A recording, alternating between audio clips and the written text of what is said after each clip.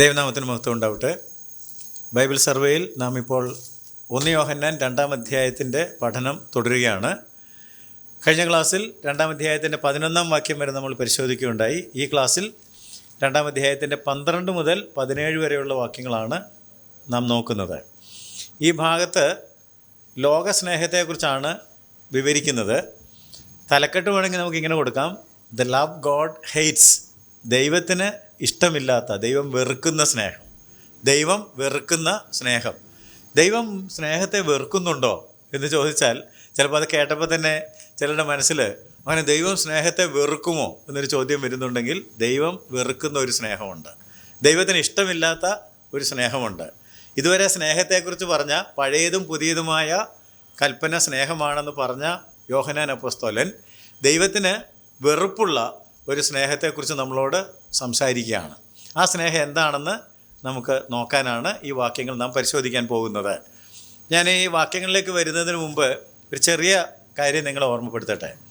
ഒരിക്കൽ ഒരു കൂട്ടം നഴ്സറി കുട്ടികളെ ടൂറിന് കൊണ്ടുപോയി.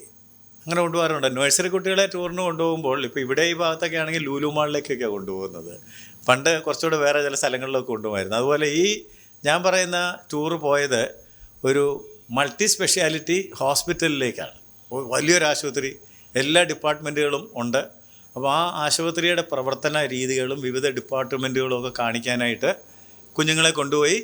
നഴ്സറി കുട്ടികളെല്ലാം കണ്ടതിന് ശേഷം അവരെ കോൺഫറൻസ് ഹാളിൽ കൂട്ടിയിട്ട് അവരോട് പറഞ്ഞു, നിങ്ങളിവിടെ എല്ലാം കണ്ടല്ലോ, കണ്ടിട്ട് നിങ്ങൾക്ക് എന്തെങ്കിലും ചോദ്യങ്ങൾ ചോദിക്കാനുണ്ടെങ്കിൽ ആ ചോദ്യങ്ങൾ ഇപ്പോൾ ചോദിക്കാം. അതിന് മറുപടി നൽകുന്നതിനായിട്ട് ഡോക്ടർമാരും ചില നേഴ്സിംഗ് സൂപ്രണ്ടന്മാരും ഒക്കെ ഇവിടെയുണ്ട്. പ്ലീസ് ചോദ്യങ്ങൾ ചോദിക്കാൻ പറഞ്ഞു. ചോദ്യം ചോദിക്കാമെന്ന് പറഞ്ഞിട്ടുണ്ട്. ഒരു മിടുമിടുക്കൻ കുട്ടി ചാടി എഴുന്നേറ്റ് ചോദിച്ചു, the people working here are always washing their hands. Why? ഇവിടെ ജോലി ചെയ്യുന്ന ആളുകൾ ഞാൻ ഏത് ഡിപ്പാർട്ട്മെൻറ്റിൽ നോക്കിയപ്പോഴും എപ്പോഴും കൈ കഴുകിക്കൊണ്ടിരിക്കുന്നു. അതെന്താണ് കാരണം? ഞങ്ങളങ്ങനെ കൈയൊന്നും കഴുകുന്നില്ല. ഇവിടെ ജോലി ചെയ്യുന്നവരെല്ലാം നിരന്തരം കൈ കഴുകിക്കൊണ്ടിരിക്കുന്നു. എന്താണ് അതിൻ്റെ കാരണം എന്ന് പറയാമോ? അപ്പോൾ ആദ്യം എല്ലാവരും കൂടെ ഒരു കൂട്ട ചിരിച്ചു. കാരണം ഇതെന്തോ മണ്ടൻ ചോദ്യമാണ് ചോദിക്കുന്നതെന്ന് വിചാരിച്ചിട്ടാകാം. അപ്പോൾ ഒരു നഴ്സിംഗ് സൂപ്രണ്ട് പറഞ്ഞു, yes, I will answer that. ആ ചോദ്യത്തിൻ്റെ ഉത്തരം ഞാൻ പറയാം. എന്നിട്ട് പറഞ്ഞു, 2 കാരണങ്ങൾ കൊണ്ടാണ് ഇവിടുത്തെ ജോലിക്കാരെപ്പോഴും കൈ കഴുകുന്നത്. There are 2 reasons why workers here are always washing their hands. Number 1, they love health. അവർ ആരോഗ്യത്തെ സ്നേഹിക്കുന്നു. 2, ദേ ഹെയ്റ്റ് ജേംസ്. അണുക്കളെ വെറുക്കുന്നു. അപ്പോൾ ആരോഗ്യത്തെ സ്നേഹിക്കുന്നവർ അണുക്കളെ വെറുക്കും, ഇല്ലേ? നമ്മളും കൈ കഴുകിയ ഒരു കാലമുണ്ടല്ലോ ഈ അടുത്ത സമയത്ത്. സാനിറ്റൈസർ ഇട്ടു, കൈ കഴുകി, മാസ്ക് ധരിച്ചു. എന്തായിരുന്നു കാരണമെന്ന് ചോദിച്ചാൽ ആരോഗ്യത്തെ സ്നേഹിച്ചു. ആരോഗ്യത്തെ സ്നേഹിക്കുന്നവർ അണുക്കളെ വെറുക്കും. അപ്പോൾ സ്നേഹത്തിലൊരു വെറുപ്പുണ്ടെന്നുള്ള കാര്യമാണ് ഇവിടെ ഞാൻ പറഞ്ഞതിൻ്റെ അർത്ഥം. അതുകൊണ്ട് പല ജീവിത മേഖലകളിലും സ്നേഹവും വെറുപ്പും ഒരു നാണയത്തിൻ്റെ 2 വശമായിട്ടാണ് പോകുന്നത്. ഭാര്യയെ യഥാർത്ഥമായിട്ട് സ്നേഹിക്കുന്ന ഒരാൾ ഭാര്യയ്ക്ക് കേടുവരുത്തുന്ന എല്ലാ കാര്യങ്ങളെയും വെറുക്കും. അല്ലെങ്കിൽ ഭർത്താവിനെ സ്നേഹിക്കുന്ന ഒരാൾ, അല്ലേ? അതുകൊണ്ടാണല്ലോ ചില ഭർത്താക്കന്മാർക്ക് ഷുഗറും പ്രഷറും ഒക്കെ ഉണ്ടാകും. തിന്നാൻ ആഗ്രഹമുള്ള സാധനങ്ങൾ ഭാര്യ കൊടുക്കുകയില്ല. കാരണം ഭർത്താവിൻ്റെ ആരോഗ്യത്തെ സ്നേഹിക്കുമ്പോൾ ഭാര്യ ചില കാര്യങ്ങൾ വെറുക്കുന്നുണ്ട്, അത് ആ വീട്ടിൽ കയറ്റുകയില്ല. അതുപോലെ നമുക്ക് ഇതെല്ലാം ഞാൻ പൊതുവായിട്ട് പറഞ്ഞതാണ്. ബൈബിളിൽ ഇങ്ങനെ വല്ലതും ഉണ്ടോ എന്ന് ചോദിച്ചാൽ ഉണ്ട്. നമുക്ക് ബൈബിളിൽ നിന്ന് വായിക്കാം. 97-ാം സങ്കീർത്തനം 10-ാം വാക്യത്തിൽ പറയുന്നത്, യഹോവയെ സ്നേഹിക്കുന്നവരെ ദോഷത്തെ വെറുപ്പീൻ. 97:10. 97-ാം സങ്കീർത്തനം 10-ാം വാക്യം നാം വായിക്കുന്നത് ഇങ്ങനെയാണ്: ദൈവത്തെ സ്നേഹിക്കുന്ന ആളുകൾ ദോഷത്തെ വെറുക്കണം. യഹോവയെ സ്നേഹിക്കുന്നവരെ ദോഷത്തെ വെറുപ്പിൻ. കണ്ടല്ലോ, ദൈവത്തെ സ്നേഹിക്കുന്ന ആളുകൾ വെറുക്കേണ്ട ഒരു കാര്യമുണ്ട്. ദൈവത്തോട് സ്നേഹം, ദോഷത്തോട് വെറുപ്പ്. ഒരു വാക്യമല്ല, ഇഷ്ടംപോലെ വാക്യങ്ങളുണ്ട്. ഞാൻ 1-2 വായിപ്പിക്കാം. റോമാലേഖനം 12-ാം അധ്യായത്തിൻ്റെ 9-ാം വാക്യം എന്താ പറയുന്നത്? റോമാലേഖനം 12-ാം അധ്യായത്തിൻ്റെ 9-ാം വാക്യത്തിൽ പറയുന്നത്, സ്നേഹം നിർവ്യാജമായിരിക്കട്ടെ, തീയതിനെ വെറുത്ത് നല്ലതിനോട് പറ്റിക്കൊള്ളുവീൻ. അപ്പോൾ തീയതിനെ വെറുക്കണം, നല്ലതിനെ സ്നേഹിക്കണം. കണ്ടോ, ഒന്നിനെ വെറുക്കണം, ഒന്നിനെ സ്നേഹിക്കണം. യഹോവയെ സ്നേഹിച്ചാൽ ദോഷത്തെ വെറുക്കണം. സ്നേഹം നിർവ്യാജമായിരിക്കട്ടെ, തീയതിനെ വെറുത്ത് നല്ലതിനോട് പറ്റിക്കൊള്ളുവീൻ. അപ്പോൾ തീയതിനെ വെറുക്കണം, നല്ലതിനെ സ്നേഹിച്ച് അതിനോട് പറ്റിച്ചേരണം. അപ്പോൾ ഇനി യോഹന്നാൻ്റെ ലേഖനത്തിലേക്ക് നമ്മൾ വരികയാണെന്നുണ്ടെങ്കിൽ, യോഹന്നാൻ്റെ ലേഖനം നമ്മളെ പ്രധാനമായിട്ട് പഠിപ്പിക്കുന്ന ഒരു കാര്യം എന്താണെന്ന് ചോദിച്ചാൽ എക്സസൈസ് ലവ്. ഞാനിതിന് മുമ്പിലത്തെ ക്ലാസ്സിൽ പറഞ്ഞിരുന്നു, ഇതുവരെ പഠിച്ച കാര്യങ്ങൾ മനസ്സിലായില്ലെങ്കിൽ ഇനി പഠിച്ചിട്ടേ കാര്യമില്ലെന്ന്. കാരണം ഇതുവരെ പഠിച്ചത് സ്നേഹത്തെക്കുറിച്ചായിരുന്നു. ദൈവം വെളിച്ചമാണ്, ആ വെളിച്ചത്തിൽ ഇരുട്ടില്ല, ആ വെളിച്ചത്തിൽ നടക്കുന്നവൻ ദൈവത്തെ സ്നേഹിക്കുന്നവനും അന്യോന്യം സ്നേഹിക്കുന്നവനും ആയിരിക്കും. അതുകൊണ്ട് ശരിയായ സ്നേഹം ആചരിക്കണമെന്നാണ് 2-ാം അധ്യായം 7 മുതൽ 11 വരെയുള്ള വാക്യങ്ങളിൽ നാം പഠിച്ചു തീർന്നതേ ഉള്ളല്ലോ കഴിഞ്ഞ ക്ലാസ്സിൽ. എന്നിട്ട് യോഹന്നാൻ നമുക്കൊരു മുന്നറിയിപ്പ് നൽകുകയാണ്. തെറ്റായ ചില സ്നേഹങ്ങളുണ്ട്, ആ സ്നേഹത്തെ നിങ്ങൾ ഇഷ്ടപ്പെടരുത്. ശരിയായൊരു സ്നേഹം ഉണ്ടെങ്കിൽ എന്തുണ്ട്? തെറ്റായ സ്നേഹവും ഉണ്ട്. അതെന്താ തെറ്റാകുന്നത്? ദൈവം അതിനെ വെറുക്കുന്നു എന്നുള്ളത് കൊണ്ടാണ്.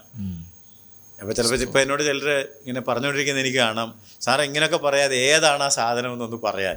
അത് നമുക്ക് 2-ാം അധ്യായത്തിൻ്റെ 15-ാം വാക്യത്തിൽ വായിക്കാം. 2-ാം അധ്യായത്തിൻ്റെ 15-ാം വാക്യത്തിൽ കൃത്യമായിട്ട് യോഹന്നാൻ പറഞ്ഞു, ലോകത്തെയും ലോകത്തിലുള്ളതിനെയും സ്നേഹിക്കരുത്. വെരി ക്ലിയർ, വെരി ബ്യൂട്ടിഫുൾ അല്ലേ? എന്തിനാണ് സ്നേഹിക്കരുതെന്ന് പറഞ്ഞത്? ദൈവം വെറുക്കുന്ന സ്നേഹം എന്താണെന്ന് ഇപ്പോൾ പിടികിട്ടി. ലോകത്തെയും ലോകത്തിലുള്ളതിനെയും സ്നേഹിക്കരുത്. അതെന്താ അങ്ങനെ എന്ന് ചോദിച്ചാൽ, അപ്പം അങ്ങനെ ഒരു ചോദ്യം വരും, അതെന്താ അങ്ങനെ ലോകത്തെയും ലോകത്തിലുള്ളതിനെയും സ്നേഹിക്കരുതെന്ന് പറയാൻ 4 കാരണങ്ങളുണ്ട്. ആ 4 കാരണങ്ങളാണ് ഈ ക്ലാസ്സിൽ നാം പരിശോധിക്കാൻ പോകുന്നത്. ഒന്ന്, because of what the world is. ലോകം എന്ന് പറഞ്ഞാൽ വേദപുസ്തകം എന്താ ഉദ്ദേശിക്കുന്നത്, എന്താ അതിൻ്റെ അർത്ഥം എന്ന് നമ്മളൊന്ന് പഠിക്കണം. 2, because of what the world does. നമ്മളോട് ഈ ലോകമെന്ന് പറയുന്ന കാര്യം എന്ത് ചെയ്യും എന്നറിയണം. ലോകം എന്താണെന്നറിയണം, ലോകം നമ്മോട് എന്ത് ചെയ്യുന്നു എന്നറിയണം. 3, we should know what a Christian is. ഒരു വിശ്വാസി ആരാണ്, ഒരു ക്രിസ്ത്യാനി ആരാണ് എന്നറിയണം. 4, we should know where the world is going. ലോകം എവിടെ പോകുന്നു എന്നറിയണം. 4 കാര്യങ്ങൾ. ഈ 4 കാര്യങ്ങളാണ് നമ്മൾ പരിശോധിക്കാൻ പോകുന്നത്. എന്തൊക്കെയാണ്? ലോകം എന്ന് പറഞ്ഞാൽ എന്താണ്, ലോകം ഒരു വിശ്വാസിയോട് എന്ത് ചെയ്യും, ഒരു വിശ്വാസി അല്ലെങ്കിൽ ഒരു ക്രിസ്ത്യാനി ആരാണ്, ലോകത്തിന് എന്താ സംഭവിക്കാൻ പോകുന്നത്, ലോകം എങ്ങോട്ടാണ് പോകുന്നത്. ഈ 4 കാര്യങ്ങളാണ് യോഹന്നാൻ ഈ 12-ാം വാക്യം മുതൽ 17-ാം വാക്യം വരെയുള്ള വാക്യങ്ങളിൽ പറയുന്നത്. അപ്പോൾ നമുക്ക് ആദ്യം 12 മുതൽ 17 വരെയുള്ള വാക്യങ്ങളൊന്ന് വായിച്ച് കേട്ടിട്ട് ഈ 4 കാര്യങ്ങൾ ഓരോന്നായിട്ട് പരിശോധിക്കാൻ തുടങ്ങാം. വളരെ ഗൗരവമായിട്ടുള്ളൊരു പഠനമാണ്. കാരണം ദൈവം വെറുക്കുന്ന സ്നേഹമാണ് ഇവിടുത്തെ വിഷയം. അങ്ങനെയാണെങ്കിൽ ദൈവം ലോകത്തെ വെറുക്കുന്നു, ലോകം എന്താണെന്നും ലോകം എന്ത് ചെയ്യും, നമ്മളോട് എന്ത് ചെയ്യുമെന്നും നമ്മൾ ആരാണെന്നും ലോകത്തിന് എന്ത് ഭവിക്കുമെന്നും ഒക്കെ അറിഞ്ഞിരിക്കേണ്ടതാണ്. സോ ആദ്യം നമുക്ക് ഈ വാക്യങ്ങൾ വായിക്കാം. ലെറ്റ്സ് റീഡ് 12 മുതൽ 17 വരെയുള്ള വാക്യങ്ങൾ, 2-ാം അധ്യായം. കുഞ്ഞുങ്ങളെ, നിങ്ങൾക്ക് അവൻ്റെ നാമനിമിത്തം പാപങ്ങൾ മോചിച്ചിരിക്കുകയാൽ ഞാൻ നിങ്ങൾക്ക് എഴുതുന്നത്, പിതാക്കന്മാരെ ആദി മുതലുള്ളവനെ നിങ്ങൾ അറിഞ്ഞിരിക്കുകയാൽ നിങ്ങൾക്ക് എഴുതുന്നു. ബാല്യക്കാരെ, നിങ്ങൾ ദുഷ്ടനെ ജയിച്ചിരിക്കുകയാൽ നിങ്ങൾക്ക് എഴുതുന്നു. കുഞ്ഞുങ്ങളെ, നിങ്ങൾ പിതാവിനെ അറിഞ്ഞിരിക്കുകയാൽ ഞാൻ നിങ്ങൾക്ക് എഴുതിയിരിക്കുന്നു. പിതാക്കന്മാരെ ആദി മുതലുള്ളവനെ നിങ്ങൾ അറിഞ്ഞിരിക്കുകയാൽ ഞാൻ നിങ്ങൾക്ക് എഴുതിയിരിക്കുന്നു. ബാല്യക്കാരെ, നിങ്ങൾ ശക്തരാകുകയാലും ദൈവവചനം നിങ്ങളിൽ വസിക്കുകയാലും നിങ്ങൾ ദുഷ്ടനെ ജയിച്ചിരിക്കുകയാലും ഞാൻ നിങ്ങൾക്ക് എഴുതിയിരിക്കുന്നു. ലോകത്തെയും ലോകത്തിലുള്ളതിനെയും സ്നേഹിക്കരുത്. ഒരുവൻ ലോകത്തെ സ്നേഹിക്കുന്നുവെങ്കിൽ അവനിൽ പിതാവിൻ്റെ സ്നേഹമില്ല. ജഡമോഹം, കൺമോഹം, ജീവനത്തിൻ്റെ പ്രതാപം, ഇങ്ങനെ ലോകത്തിലുള്ളതെല്ലാം പിതാവിൽ നിന്നല്ല, ലോകത്തിൽ നിന്നത്രേ ആകുന്നു. ലോകവും അതിൻ്റെ മോഹവും ഒഴിഞ്ഞു പോകുന്നു, ദൈവേഷ്ടം ചെയ്യുന്നവനോ എന്നേക്കും ഇരിക്കുന്നു. ഈ വാക്യങ്ങളാണ് നാം ചിന്തിക്കുന്നത്. 4 കാര്യങ്ങളാണെന്ന് പറഞ്ഞല്ലോ. ലോകം എന്താണെന്നും ലോകം നമ്മോട് എന്ത് ചെയ്യുമെന്നും വിശ്വാസികളായ നമ്മൾ ഓരോരുത്തരും ആരാണെന്നും ലോകം എങ്ങോട്ടാണ് പോകുന്നതെന്നും നമുക്ക് ഓരോന്ന് നോക്കാം. ഒന്നാമത്തേത്, വാട്ട് ദ വേൾഡ് ഈസ്. ലോകം എന്ന് പറഞ്ഞാൽ എന്താണ് അർത്ഥം? പുതിയ നിയമത്തിൽ നാം പരിശോധിക്കുമ്പോൾ, അല്ലെങ്കിൽ ബൈബിൾ നാം പരിശോധിക്കുമ്പോൾ, ലോകം എന്നുള്ളത് പല അർത്ഥത്തിൽ ഉപയോഗിച്ചിരിക്കുന്നത് നമുക്ക് കാണാം. ഒന്നാമത് ദ ഫിസിക്കൽ വേൾഡ്, ഭൗതിക ലോകം അല്ലേ? ഭൂമിയിൽ നമ്മൾ കാണുന്ന കാര്യങ്ങളെയൊക്കെ ഭൗതിക ലോകം എന്ന് വേണമെങ്കിൽ വിളിക്കാം. അതിന് ഈ പറയുന്നതിനെല്ലാം വാക്യങ്ങൾ ഞാൻ തരാം. ആ വാക്യങ്ങൾ കൂടി വായിക്കുമ്പോഴാണ് കാര്യങ്ങൾ ശരിയാകുന്നത്. അപ്പോസ്തല പ്രവൃത്തി 17-ാം അധ്യായത്തിൻ്റെ 24-ാം വാക്യം വായിക്കുക. പൗലോസിൻ്റെ ഒരു പ്രസംഗമാണ്. ആ പ്രസംഗത്തിലെ ഒരു വാചകം 17-ാം അധ്യായത്തിൻ്റെ അപ്പോസ്തല പ്രവൃത്തി 17-ാം അധ്യായത്തിൻ്റെ 24-ാം വാക്യം. ലോകവും അതിലുള്ളതൊക്കെയും ഉണ്ടാക്കിയ ദൈവം. അപ്പോൾ ഈ ലോകവും അതിലുള്ളതൊക്കെയും ഉണ്ടാക്കിയ ദൈവം എന്ന് പറഞ്ഞാൽ എന്താ? അവിടുത്തെ ലോകത്തിൻ്റെ അർത്ഥം എന്താ? ഭൂമി, ഓർ ദ ഫിസിക്കൽ വേൾഡ്. നമുക്ക് കാണാവുന്ന ഈ ഭൗതിക ലോകം എന്നല്ല എൻ്റെ അർത്ഥം. ഈ ഭൗതിക ലോകത്തിൽ ദൈവം ഉണ്ടാക്കിയിട്ടുള്ളതെല്ലാം. അപ്പോൾ ഭൗതിക ലോകത്തെ വേദപുസ്തകം ലോകം എന്ന് വിളിക്കാറുണ്ട്. രണ്ടാമതായിട്ട് ഹ്യൂമൻ വേൾഡ്, മനുഷ്യ ആളുകളെ ലോകം എന്ന് വിളിക്കാറുണ്ട്, മനുഷ്യന്മാരെ. ഏറ്റവും നല്ലത് യോഹന്നാൻ്റെ സുവിശേഷം 3-ാം അധ്യായത്തിൻ്റെ 16-ാം വാക്യമാണ്. ദൈവം ലോകത്തെ സ്നേഹിച്ചു എന്ന് പറയുമ്പോൾ ഈ ഭൗതിക ലോകത്തെ, ഫിസിക്കൽ വേൾഡിനെ, എർത്തിനെ സ്നേഹിച്ചെന്നല്ല അതിൻ്റെ അർത്ഥം. പിന്നെ ആരെ സ്നേഹിച്ചു? മനുഷ്യരെ സ്നേഹിച്ചു എന്നാണ്. യോഹന്നാൻ 3:16. തന്റെ ഏകജാതനായ പുത്രനിൽ വിശ്വസിക്കുന്ന ഏവനും നശിച്ചു പോകാതെ നിത്യജീവൻ പ്രാപിക്കേണ്ടതിന് ദൈവം അവനെ നൽകുവാൻ തക്കവണ്ണം ലോകത്തെ സ്നേഹിച്ചു. അപ്പൊ അവിടെ ലോകത്തെ എന്ന് പറഞ്ഞിരിക്കുന്ന ആരാ? നശിച്ചു പോകാതെയൊക്കെ ഇരിക്കുന്ന ആരാ? മനുഷ്യരാണ്. പ്രകൃതി നശിച്ചു പോകാതിരിക്കാനല്ല. എൻ്റെ കൂടെ ഉണ്ടല്ലോ നിങ്ങളല്ലേ. പ്രകൃതിയെക്കുറിച്ചല്ല, ഭൗതിക ലോകത്തെക്കുറിച്ചല്ല, ഭൂമിയെക്കുറിച്ചല്ല. യേശുക്രിസ്തു മരിച്ചത് ഭൂമിക്ക് വേണ്ടിയല്ല. യേശുക്രിസ്തു മരിച്ചത് ഈ മരങ്ങൾക്ക് വേണ്ടിയല്ല, ഭൗതിക ലോകത്തിന് വേണ്ടിയല്ല. യേശുക്രിസ്തു മരിച്ചത് എനിക്കും നിങ്ങൾക്കും വേണ്ടിയാണ്. അങ്ങനെയാണെങ്കിൽ ഇവിടെ ദൈവം ലോകത്തെ സ്നേഹിച്ചു എന്ന് പറഞ്ഞാൽ ആ ലോകത്തിൻ്റെ അർത്ഥം എന്താണ്? ഹ്യൂമൻ വേൾഡ്, മനുഷ്യർ എന്നാണ് അർത്ഥം. ഒരു പക്ഷേ നമ്മളീ പറഞ്ഞ രണ്ട് ആശയങ്ങളും കൂടി ഒരുമിച്ച് വരുന്ന ഒരു വാക്യമുണ്ട്. ഈ രണ്ട് ആശയങ്ങൾ, അതായത് ഭൗതിക ലോകം, മനുഷ്യവർഗം, ഇത് രണ്ടും കൂടെ ഒരുമിച്ച് വരുന്നതാണ് യോഹന്നാൻ്റെ സുവിശേഷം 1-ാം അധ്യായത്തിൻ്റെ 10-ാം വാക്യം. അവൻ ലോകത്തിലുണ്ടായിരുന്നു, ലോകം അവൻ മുഖാന്തരം ഉളവായി, ലോകമോ അവനെ അറിഞ്ഞില്ല. അവൻ ലോകത്തിലുണ്ടായിരുന്നു, അവൻ ലോകത്തിലുണ്ടായിരുന്നു, ലോകം അവൻ മുഖാന്തരം ഉളവായി, ലോകം അവൻ മുഖാന്തരം ഉളവായി, ലോകമോ അവനെ അറിഞ്ഞില്ല. ലോകമോ അവനെ അറിഞ്ഞില്ല എന്ന് മനസ്സിലായി. അവിടെ അവൻ ലോകത്തിലുണ്ടായിരുന്നു, ലോകം അവൻ മുഖാന്തരം ഉളവായി എന്ന് പറയുന്നത് ഭൗതിക ലോകത്തെക്കുറിച്ചാണ്, അല്ലേ? കാരണം അവർക്ക് ദൈവത്തെ അറിയാമെന്നുള്ളതിന് നമുക്ക് തെളിവുകൾ ഇഷ്ടം പോലെ ഉണ്ട്. യേശു മരിച്ച സമയത്ത് പ്രകൃതി പ്രതികരിച്ചല്ലോ. അതുപോലെ തന്നെ യേശു ചെയ്ത അത്ഭുതങ്ങളുടെയൊക്കെ നടുവിൽ പ്രകൃതി സഹകരിച്ചല്ലോ. അതുകൊണ്ട് ആ ഭൗതിക ലോകത്തിന് യേശുവിനെ, ദൈവത്തെയൊക്കെ അറിയാമായിരുന്നു. എന്നാൽ ലോകമോ അവനെ അറിഞ്ഞില്ല എന്ന് പറഞ്ഞത് ആരെക്കുറിച്ചാണ്? മനുഷ്യരെ കുറിച്ചാണ്. അപ്പൊ ഈ വാക്യത്തിനകത്ത് രണ്ടുമുണ്ട്, ഭൗതിക ലോകവുമുണ്ട്, മനുഷ്യവർഗവുമുണ്ട്. ഭൂമിയിൽ ഉണ്ടായിരുന്ന മനുഷ്യൻ ദൈവത്തെ അറിഞ്ഞില്ല. ഭൂമി അവനാലാണ് ഉണ്ടായത്, മനുഷ്യൻ ഭൂമിയിലായിരുന്നു. എന്നാൽ ഭൂമി ദൈവത്തെ അറിഞ്ഞെങ്കിലും മനുഷ്യൻ ദൈവത്തെ അറിഞ്ഞില്ല. അപ്പോൾ ഈ രണ്ട് കാര്യങ്ങളും ആ വാക്യത്തിനകത്ത് ഉണ്ട്. ഇതിനൊരു മുന്നറിയിപ്പാണ് നമ്മൾ പഠിക്കുന്ന ഭാഗത്തേക്ക് വന്നാൽ 1 യോഹന്നാൻ 2-ാം അധ്യായത്തിൻ്റെ 15-ാം വാക്യത്തിൽ നമുക്ക് തന്നത്. ലോകത്തെയും ലോകത്തിലുള്ളതിനെയും സ്നേഹിക്കരുത്. വായിച്ചാട്ടെ. ലോകത്തെയും ലോകത്തിലുള്ളതിനെയും സ്നേഹിക്കരുത്. അപ്പൊ അതിന്റെ അർത്ഥം എന്താ? പ്രകൃതിയെയും സ്നേഹിക്കരുത്, മനുഷ്യരെയും സ്നേഹിക്കരുത് എന്നാണോ? അല്ല. ശ്രദ്ധിക്കണം കേട്ടോ. യോഹന്നാൻ പറയാണ് ലോകത്തെയും ലോകത്തിലുള്ളതിനെയും സ്നേഹിക്കരുത്. അതിൻ്റെ അർത്ഥം ഈ ഭൗതിക ലോകം, പ്രകൃതി എന്ന് വേണമെങ്കിൽ പറയാം, നേച്ചർ, അതിനെ സ്നേഹിക്കരുത് അല്ല കേട്ടോ. നമ്മളൊക്കെ പ്രകൃതി സ്നേഹികളായിരിക്കണം എന്നാണ് ദൈവം നമ്മളെക്കുറിച്ച് ആഗ്രഹിക്കുന്നത്. മനുഷ്യരെയും സ്നേഹിക്കണം, അല്ലേ? അപ്പോൾ ഇവിടെ ഈ പറഞ്ഞ ലോകത്തെയും ലോകത്തിലുള്ളതിനെയും സ്നേഹിക്കരുത് എന്ന് പറഞ്ഞപ്പോൾ വേറെന്തോ കാര്യമാണ് അവിടെ ഉദ്ദേശിക്കുന്നത്. പ്രകൃതിയെ അല്ല ഉദ്ദേശിക്കുന്നത്, മനുഷ്യനെയും അല്ല ഉദ്ദേശിക്കുന്നത്. കാരണം വിശ്വാസികൾ പ്രകൃതിയെ നമ്മൾ മനസ്സിലാക്കണം, പ്രകൃതിയിലുള്ള സൗന്ദര്യം നമ്മൾ ആസ്വദിക്കണം, അത് വളരെ സ്നേഹത്തോടെ കൈകാര്യം ചെയ്യണം. പ്രകൃതിയെ ഒരിക്കലും നമ്മൾ നശിപ്പിക്കുവാനായിട്ട് പാടില്ല. പരിസ്ഥിതിയെയും പ്രകൃതിയെയും എല്ലാം നമ്മൾ സംരക്ഷിക്കുന്നവരായിരിക്കണം. കാരണം ദൈവം ഉണ്ടാക്കിയ ഭൂമി നമുക്ക് വേണ്ടിയാണ്. അത് കാത്തു സൂക്ഷിക്കുവാൻ, കാക്കാൻ, വേല ചെയ്യാൻ ദൈവം നമ്മളെ ആക്കിയിരിക്കുന്നെങ്കിൽ അതിനെ സ്നേഹിക്കണം, അതിനെ കരുതണം, അവിടെ നമ്മൾ ജീവിക്കണം. അല്ലാതെ ലോകത്തെ സ്നേഹിക്കരുതെന്ന് പറഞ്ഞപ്പോൾ അതല്ല ഉദ്ദേശിക്കുന്നത്. 1 തിമോത്തി 6-ാം അധ്യായത്തിൻ്റെ 17-ാം വാക്യം വായിക്കുകയാണെങ്കിൽ ഈ ഭൂമിയിൽ മനുഷ്യനെ ആക്കിയതിനെക്കുറിച്ച് പറഞ്ഞിരിക്കുന്നത് 1 തിമോത്തി 6:17, 6:17, നമുക്ക് സകലവും തരുന്ന ദൈവം, ധാരാളമായി അനുഭവിപ്പാൻ തരുന്ന ദൈവം എന്നൊരു പ്രയോഗമുണ്ട്. നമുക്ക് സകലവും ധാരാളമായി അനുഭവിപ്പാൻ തരുന്ന ദൈവം, നമുക്ക് സകലവും ധാരാളമായി അനുഭവിക്കുവാൻ തരുന്ന ദൈവം. അപ്പം മനുഷ്യനെ ഭൂമിയിലാക്കിയിട്ട് സകലതും ധാരാളമായിട്ട് അനുഭവിക്കാൻ തന്നിരിക്കുന്ന ദൈവം ഈ പ്രകൃതിയെ ഉദ്ദേശിച്ചാണ്. അവിടെ അങ്ങനെ പറഞ്ഞിരിക്കുന്നത്. ഇപ്പോൾ പ്രകൃതിയെ സ്നേഹിക്കരുത്, മനുഷ്യരെ സ്നേഹിക്കരുത് എന്നല്ലല്ലോ.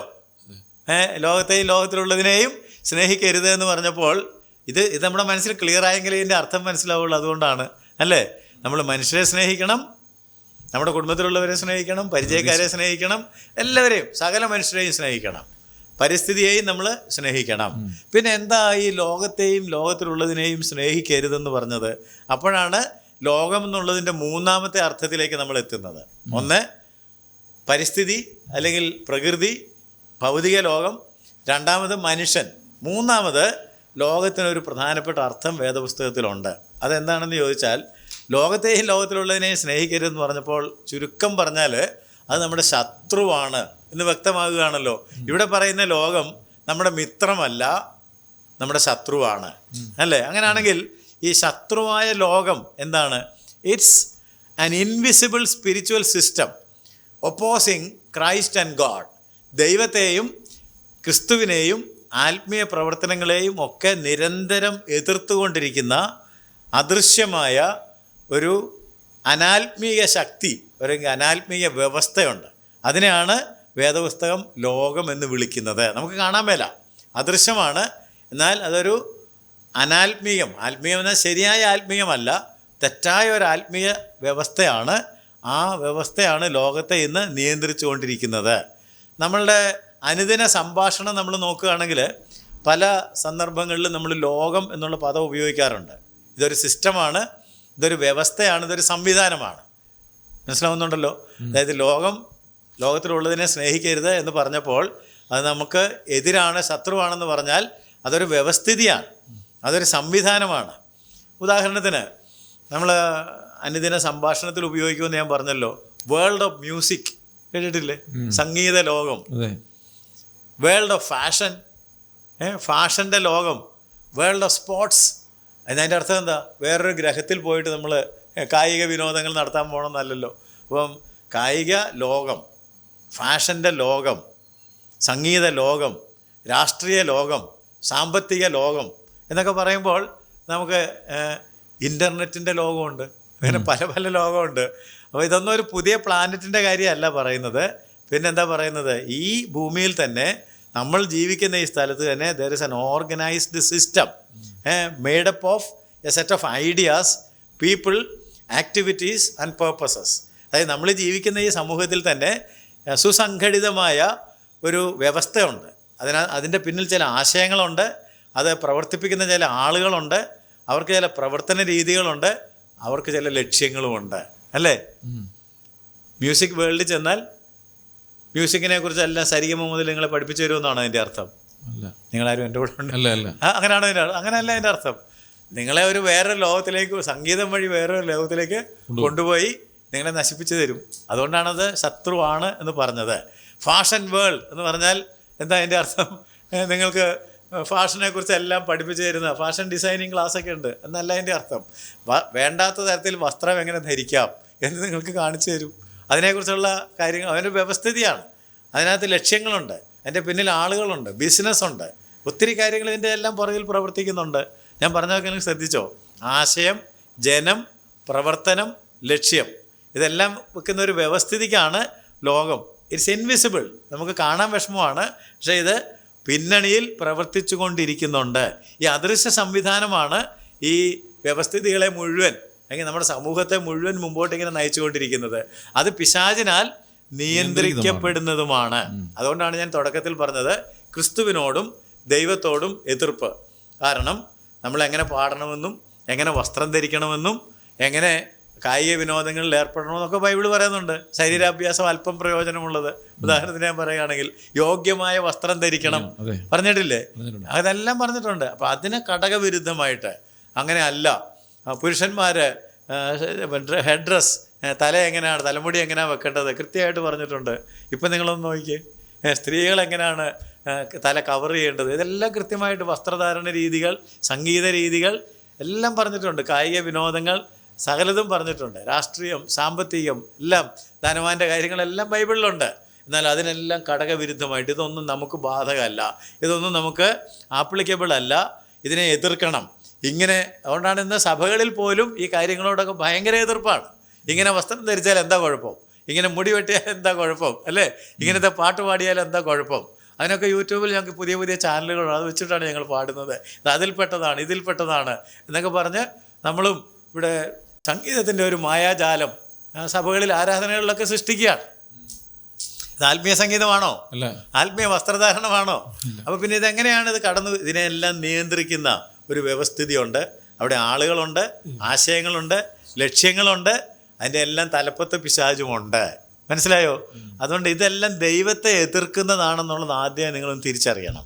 അതുകൊണ്ടാണ് 2-ാം അധ്യായത്തിൻ്റെ 16-ാം വാക്യത്തിൽ നമ്മൾ പഠിക്കുന്ന ഭാഗത്ത് 15-ാം വാക്യത്തിൽ പറഞ്ഞു ലോകത്തെയും ലോകത്തിലുള്ളതിനെയും സ്നേഹിക്കരുത്. എന്നിട്ട് 16-ാം വാക്യത്തിൽ പറഞ്ഞു എന്താ അതിൻ്റെ കാരണം? എന്താ അതിൻ്റെ കാരണം?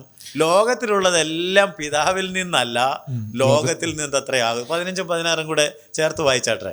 ലോകത്തെയും ലോകത്തിലുള്ളതിനെയും സ്നേഹിക്കരുത്. ലോകത്തെയും സ്നേഹിക്കരുത്, ലോകത്തിലുള്ളതിനെയും സ്നേഹിക്കരുത്. ഒരുവൻ ലോകത്തെ സ്നേഹിക്കുന്നുവെങ്കിൽ അവനിൽ പിതാവിന്റെ സ്നേഹമില്ല.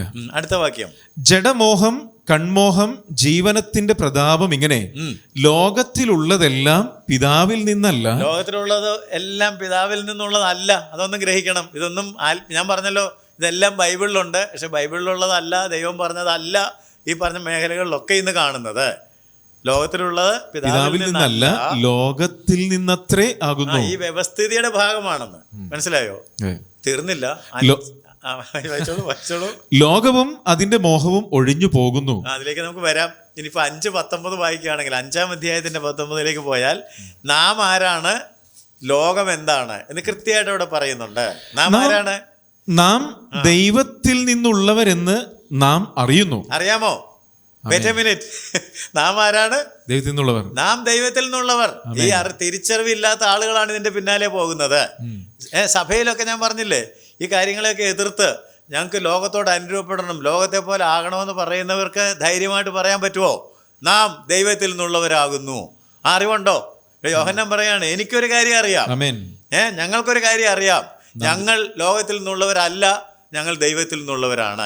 ഈ ലോകത്തിന്റെ കുഴപ്പം എന്താ? സെന്റൻസ് തീർന്നില്ല. അടുത്ത ലൈനിൽ പറയുകയാണ്, നാം ദൈവത്തിൽ നിന്നുള്ളവരെന്ന് നാം അറിയുന്നു, സർവ്വലോകവും ദുഷ്ടന്റെ അധീനതയിൽ കിടക്കുന്നു. ഇതാണ് ഇത്രയും നേരം ഞാൻ പറഞ്ഞുകൊണ്ടിരുന്നത്. ദൈവത്തെ എതിർക്കുന്ന ഒരു വ്യവസ്ഥിതി ഉണ്ടെങ്കിൽ സർവ്വലോകവും ആരുടെ അധീനതയിൽ കിടക്കുന്നു? ദുഷ്ടന്റെ അധീനതയിൽ കിടക്കുന്നു. അവനാണ് ഈ സംഗീതം, അവനാണ് ഈ വസ്ത്രധാരണം, അവനാണ് ഈ ആശയങ്ങൾ, ഈ സാമ്പത്തിക വ്യവസ്ഥിതി, ഈ കായിക വിനോദങ്ങളുടെ പിന്നിൽ എല്ലാം ഇവനുണ്ട്. രാഷ്ട്രീയത്തിൻ്റെ പിന്നിൽ ഒക്കെ ആരുണ്ട്? ദുഷ്ടനുണ്ട്. സർവ്വലോകവും ദുഷ്ടൻ്റെ അധീനതയിൽ കിടക്കുന്നു. എനിക്കൊരു ഉറപ്പ് വേണം, ഞാൻ ദുഷ്ടൻ്റെ അധീനതയിലല്ല, ഞാൻ ദൈവത്തിൽ നിന്നുള്ളവനാണ്. വാക്യം വളരെ ബ്യൂട്ടിഫുൾ ആണ്. ഇതിൻ്റെ സെക്കൻഡ് പാർട്ട് പലരും എടുക്കാറുണ്ട് കേട്ടോ. അതായത് സർവ്വലോകവും ദുഷ്ടൻ്റെ അധീനതയിൽ, നിങ്ങളാരാ എന്നുള്ളത് പറയാറില്ല. ആ വാക്യം ഒന്നുകൂടെ വായിച്ചേട്ടാ. നാം ദൈവത്തിൽ നിന്നുള്ളവരെന്ന് നാം അറിയുന്നു. ഈ അറിവില്ലാത്തതാണ് കുഴപ്പം. നാം എവിടെ നിന്നുള്ളവർ, എവിടെ പോകുന്നവർ എന്നറിയണം. നാം ദൈവത്തിൽ നിന്നുള്ളവർ, ദൈവത്തിന്റെ അടുത്തേക്ക് പോകുന്നവർ. എന്നാൽ ലോകത്തെ നോക്കിയാൽ സർവ്വലോകവും ദുഷ്ടന്റെ അധീനതയിൽ കിടക്കുന്നു, നാശത്തിലേക്ക് പോകുന്നു. അവർ നാശത്തിലേക്ക് പോകുന്നു. അതെ, സർവ്വലോകവും ദുഷ്ടന്റെ അധീനതയിലാണ് കിടക്കുന്നത്. അവർ ദൈവത്തിന്റെ അടുത്തേക്ക് പോകുന്നവർ അല്ല എന്നറിഞ്ഞിരിക്കണം. ഈ ദുഷ്ടനായ പിശാചിനെ നോക്കിയിട്ടാണ് യേശുക്രിസ്തു വിളിച്ചത് ഈ ലോകത്തിന്റെ പ്രഭു. യോഹന്നാൻ 12:31 നിങ്ങൾക്കത് വായിക്കാം. ഈ ലോകത്തിന്റെ പ്രഭു എന്ന് അവനെ വിളിച്ചത്. അത് വേറെ ഭാഗങ്ങളിലുണ്ട്. He is the prince of this world. ഈ ലോകത്തിന്റെ പ്രഭു. സർവ്വലോകവും ദുഷ്ടന്റെ അധീനതയിൽ കിടക്കുന്നത് കൊണ്ട് അതിന്റെ നേതൃസ്ഥാനത്ത് ഇരിക്കുന്നത് പിശാചാണ്. ഈ ലോകത്തിന്റെ പ്രഭുവിനെ ഇപ്പോൾ പുറത്ത് തള്ളിക്കളയും. കർത്താവായ യേശുക്രിസ്തു ക്രൂശിലേക്ക് പോകുമ്പോഴാണ് പറയുന്നത്, ഞാൻ ക്രൂശിലേക്ക് പോകുമ്പോൾ അവനെ തള്ളിക്കളയും. തള്ളിക്കളഞ്ഞിട്ടും നമ്മൾ അവനെ പിടിച്ചോണ്ടിരിക്കുക. അതാണ് കുഴപ്പം. അവനെ വിടാൻ നമുക്ക് തയ്യാറല്ല. വിടണം, അവനെ വിട്ടുകളയണം. നാം ദൈവത്തിൽ നിന്നുള്ളവരാകണം. ഈ ലോകത്തിന്റെ പ്രഭു അവനെങ്ങനെ പ്രവർത്തിക്കുന്നതെന്ന് എഫേസ് ലേഖനം 6-ാം അധ്യായത്തിന്റെ 11-12 വാക്യങ്ങളിലുണ്ട്. അവനെ സഹായിക്കാനായിട്ട് there is an organised system of evil. ഒരു ദുഷ്ടാത്മ സേന അവൻ്റെ കൂടെ ഉണ്ട്. അവൻ ആ സേനയെ ഉപയോഗിച്ചിട്ടാണ് ഈ ലോകത്തിലുള്ള മനുഷ്യരെ സ്വാധീനിക്കുന്നത്. അതിന് പല തലങ്ങളുണ്ട്. വാഴ്ചകൾ, അധികാരങ്ങൾ, ഈ അന്ധകാര ലോകത്തിന്റെ ലോകാധിപതികൾ, സ്വർലോകത്തിലെ ദുഷ്ടാത്മസേന. ഹെഡാണ്, തലപ്പത്തിരിക്കുന്ന ആളാണ് ഈ ലോകത്തിന്റെ അധിപതിയായ പ്രഭുവായ സാത്താൻ. നമുക്ക് ആ വ്യവസ്ഥിതിയെക്കുറിച്ചൊന്ന് വായിക്കാം. പിശാചിന്റെ തന്ത്രങ്ങളോട് എതിർത്ത് നിൽക്കുവാൻ കഴിയേണ്ടതിന് ദൈവത്തിന്റെ സർവായുധവർഗം ധരിച്ചുകൊള്ളുവിൻ. നമുക്ക് പോരാട്ടമുള്ളത് ജഡരക്തങ്ങളോടല്ല, വാഴ്ചകൾ, അധികാരങ്ങൾ, ഈ അന്ധകാരത്തിന്റെ ലോകാധിപതികളോടും, സ്വർലോകങ്ങളിലെ ദുഷ്ടാത്മസേനയോടുമത്രേ. സ്വർലോകങ്ങളിലെ ദുഷ്ടാത്മസേന. അപ്പൊ ഇതിനെല്ലാം ഉപയോഗിച്ചിട്ടാണ് പിശാച് പ്രവർത്തിക്കുന്നത്. ഒരു നിമിഷം ചിന്തിക്കണം. കഴിഞ്ഞ ക്ലാസ്സിൽ ഞാൻ നിങ്ങളോട് പറഞ്ഞ് അവസാനിപ്പിച്ചത് ഓർമ്മയുണ്ടോ? അതായത് ക്രിസ്തീയ സ്നേഹം, യേശുക്രിസ്തു നമുക്ക് കാണിച്ചു തന്ന സ്നേഹം നമ്മൾ ആചരിക്കണമെങ്കിൽ നമുക്ക് പരിശുദ്ധാത്മാവിന്റെ സഹായം വേണം. ഓർക്കുന്നുണ്ടോ? പരിശുദ്ധാത്മ സഹായവും നിറവും ഇല്ലാതെ യേശു സ്നേഹിച്ചതുപോലെ നമുക്ക് സ്നേഹിക്കുവാൻ കഴിയത്തില്ല എന്ന് പറഞ്ഞല്ലോ. അപ്പോൾ ഈ പരിശുദ്ധാത്മാവ് നമുക്കുണ്ടെങ്കിൽ അതിനൊരു ബദലുണ്ട്. പരിശുദ്ധാത്മാവ് വിശ്വാസികൾക്കുണ്ടെങ്കിൽ തന്ത്രശാലിയായ ലോകത്തിൻ്റെ പ്രഭുവായ പിശാച് അതിനെ കൗണ്ടർ ചെയ്യുന്നതിന്, അതിനെ എതിർക്കുന്നതിനായിട്ട് വേറൊരു സംവിധാനം ഉണ്ടാക്കിയിട്ടുണ്ട്. അപ്പം ദൈവത്തിൻ്റെ മക്കൾ പരിശുദ്ധാത്മാവിൻ്റെ നിറവിൽ ഈ ലോകത്തിൽ ദൈവത്തിൻ്റെ ലക്ഷ്യത്തിനായിട്ട്, ദൈവത്തിൻ്റെ ഹിതം സാധൂകരിക്കുന്നതിനായിട്ട് പ്രവർത്തിക്കുമ്പോൾ, ദൈവത്തിൻ്റെ ഹിതമാണ് ഞാൻ നേരത്തെ പറഞ്ഞ അന്യോന്യം സ്നേഹിക്കണം. പക്ഷെ അത് നമുക്ക് കഴിയാതെ ഇരിക്കുമ്പോൾ പരിശുദ്ധാത്മാവ് നമ്മുടെ ഉള്ളിലേക്ക് വന്നിട്ട് നമ്മളെ സ്നേഹത്തിനായിട്ട് പ്രോത്സാഹിപ്പിച്ച് അന്യോന്യം സ്നേഹിക്കാനായിട്ട് പ്രേരിപ്പിക്കുമ്പോൾ അതിന് തുരങ്കം വെക്കുന്നതിന്, അതിന് ബദലായിട്ട് നിന്ന് പ്രവർത്തിക്കുന്നതിന് പിശാച് അവൻ്റെ വ്യാജ ആത്മാക്കളെ വ്യാപരിപ്പിക്കുന്നുണ്ട്. അതായി പറഞ്ഞത് തലപ്പത്ത് പിശാചാണ്. അവൻ്റെ കൂടെ വാഴ്ചകളുണ്ട്, അധികാരങ്ങളുണ്ട്, ഈ അന്ധകാര ലോകത്തിൻ്റെ അധിപതികളുണ്ട്, സ്വർലോകത്തിലെ ദുഷ്ടാത്മസേന. പരിശുദ്ധാത്മാവുണ്ടെങ്കിൽ അശുദ്ധാത്മാവും ഉണ്ടെന്ന്. ഈ വ്യാപാരം ആളുകളിലേക്ക്, വിശ്വാസികളെന്ന് പറയുന്നവരിലേക്ക് പോലും ഇതിൻ്റെ സ്വാധീനം വരുമ്പോഴാണ് എനിക്ക് ആ വസ്ത്രം വേണം, എനിക്ക് ഈ സംഗീതം വേണം, അല്ലേ, എനിക്ക് ആ തരത്തിൽ രാഷ്ട്രീയത്തിൽ പങ്കെടുക്കണം, സാമ്പത്തിക കാര്യങ്ങളിൽ പോകണം, ഈ ലോകത്തോട് അനുരൂപപ്പെടണം എന്നുള്ള ശക്തമായ പ്രേരണ നമ്മുടെ ഉള്ളിലേക്ക് വരുന്നത്. അപ്പം രക്ഷിക്കപ്പെടാത്ത ഈ അനാത്മികരായിട്ടുള്ള ആളുകൾ അറിഞ്ഞോ അറിയാതെയോ ഈ പിശാചിൻ്റെ സ്വാധീനത്തിൽ പെടുകയാണ് ചെയ്യുന്നത്. നിങ്ങളെന്നോട് പിണങ്ങിയാലും കുഴപ്പമില്ല, വചനം കൃത്യമായിട്ട് ഇങ്ങനെയാണ് പറഞ്ഞിരിക്കുന്നത്. നമുക്ക് വായിക്കാം. എഫേസ്യ ലേഖനം 2-ാം അധ്യായത്തിൻ്റെ 1-2 വാക്യങ്ങളിൽ ഈ ലോകത്തിൽ രക്ഷിക്കപ്പെടാത്ത, നമ്മൾ നേരത്തെ ഒരു വാക്യം വായിച്ചു, നാം ദൈവത്തിൽ നിന്നുള്ളവർ എന്ന് നാം അറിയുന്നു. ആ അറിവില്ലാത്ത ആളുകളെ കുറിച്ച് എഫേസ്യ ലേഖനത്തിൽ പൗലോസ് പറയുകയാണ് 2-ാം അധ്യായത്തിന്റെ 1-2 വാക്യങ്ങളിൽ, അതിക്രമങ്ങളാലും പാപങ്ങളാലും മരിച്ചവരായിരുന്ന നിങ്ങളെയും. അപ്പൊ ഈ അങ്ങനെ അതിക്രമത്തിലും പാപത്തിലും മരിച്ചവർ ദൈവത്തിനുള്ളവരല്ല, അവർക്ക് ആ ഉറപ്പില്ല. അങ്ങനെ ഉറപ്പില്ലാത്ത ആളുകളെ അവൻ ഉയിർപ്പിച്ചു, അവൻ ജീവിപ്പിച്ചു കഴിയുമ്പോഴാണ് ആകുന്നത്. ഓക്കെ, അവയിൽ നിങ്ങൾ മുമ്പിലത്തെ ഒരു അവസ്ഥ പറയുകയാണ്, ഈ ലോകത്തിന്റെ